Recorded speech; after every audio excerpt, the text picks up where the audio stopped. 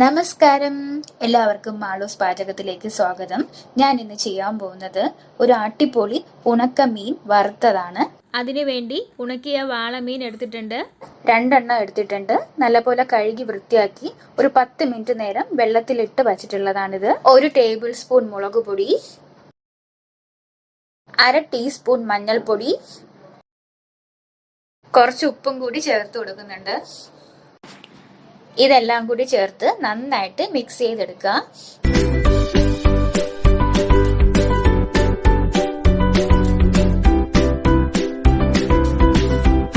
ഇതൊരു 10 മിനിറ്റ് നേരം വെച്ചേക്കുക. നമ്മുടെ ഉണക്കമീൻ പുരട്ടി വെച്ചിട്ട് 10 മിനിറ്റ് കഴിഞ്ഞിട്ടുണ്ട്. നമുക്കിനി ഇത് വറുത്തെടുക്കാം. പാനിലേക്ക് വെളിച്ചെണ്ണ ഒഴിച്ച് ചൂടാക്കുക.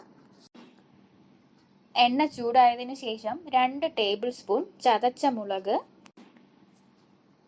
ഈ സമയത്ത് ഫ്ലെയിം ലോ ആക്കി വെക്കുക. 10 ചെറിയ ഉള്ളി ചെറുതായി അരിഞ്ഞത്, ചെറിയ ഉള്ളി ഇല്ലെങ്കിൽ ഒരു വലിയ സവാള അരിഞ്ഞത് ചേർത്ത് കൊടുത്താലും മതി. നന്നായി ഇളക്കി കൊടുത്തതിന് ശേഷം നമുക്ക് പുരട്ടി വച്ചിരിക്കുന്ന ഉണക്കമീൻ ചേർത്ത് കൊടുക്കാം. ഇങ്ങനെ ചെയ്യുമ്പോൾ നല്ലൊരു ടേസ്റ്റ് ഉണ്ടാവും നമ്മുടെ ഉണക്കമീൻ ഫ്രൈക്ക്.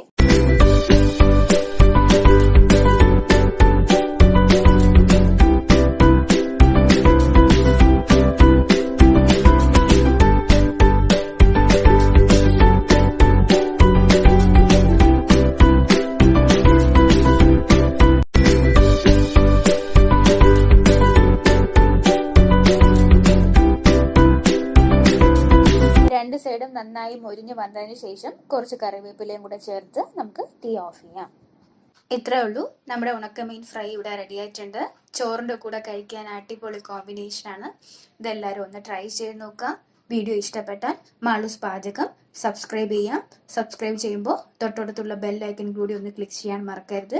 പുതിയൊരു റെസിപ്പിയായി വീണ്ടും കാണാം.